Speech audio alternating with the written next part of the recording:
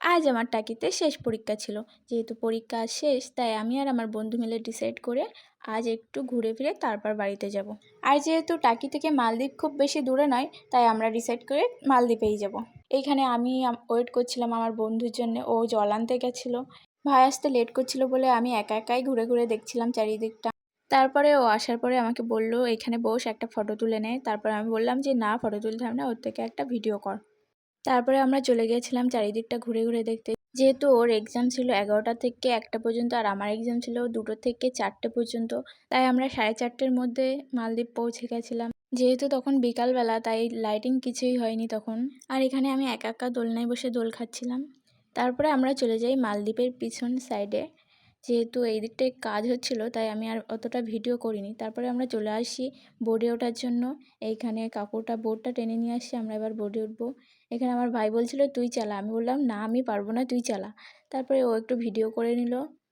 তারপরে আমাদের টাইম শেষ হয়ে গেল, আমরা ওইখান থেকে বেরিয়ে আসছিলাম। বেরিয়ে আসার সময় এই দিকটাও একটু ভিডিও করে নিলাম ছোট্ট করে। আর একটা কথা বলে রাখি, এটা কিন্তু 1 সেপ্টেম্বরের ভিডিও আর এটাই কিন্তু আমার ফার্স্ট ভিডিও। তারপরে এখান থেকে বেরিয়ে আমরা চলে গেলাম মালদ্বীপের শেষ সাইডে। এইদিকে গিয়ে দেখি চারিদিকে তো কাপল আর কাপল, আর আমরা এদিকে সিঙ্গেল দুজনে ঘুরে ঘুরে বেড়াচ্ছি। এইদিকে আমার ভাই একটা একটা করে ফুল চুরি করছে আর আমার হাতে দিচ্ছে, আমি ঢং করছি। যদি মালদ্বীপের মালিক আমাদের ধরতে পারে তা যা কেলানি দিবে আমাদের। অবশেষে 2 ঘন্টা অপেক্ষা করার পর লাইটিং শুরু হলো, তখনই এর খরগোশের খাওয়ানো লাগলো। এদিকে অনেক রাত হয়ে যাচ্ছে, আমরা বাড়িতে যাব। যেহেতু আমরা আগে ট্রেনে উঠবো, তারপরে আবার বাসে করে বাড়ি যাব। তারপরে শালারে বলে কে আসলো, এসে দুজনে একটু খেলাধুলো করতে লেগে গেলাম। তারপর ও আমার ওপরে তুলে আর নামাচ্ছে না। কত বড় বদের হাড্ডি, তালি চিন্তা করো তোমরা। তারপরে আমরা চলে গেলাম একটু হেল্লা ঝুলতে। আমি বললাম যে কে বেশি জোরে জোরে ঝুলতে পারি দেখি। তারপরে ওর কাণ্ডটা দেখো কিভাবে ঝুলতাছে।